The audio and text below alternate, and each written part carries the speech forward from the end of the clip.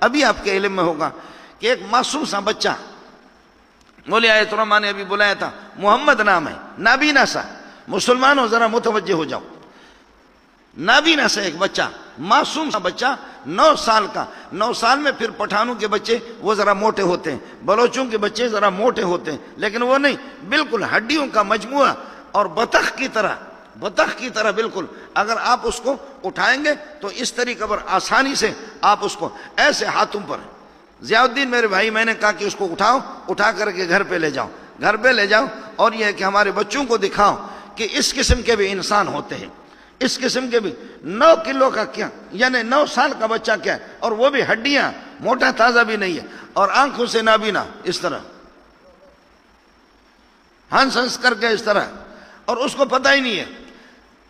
پوری دنیا میں وہ جیت گئے سب کو، سبحان اللہ۔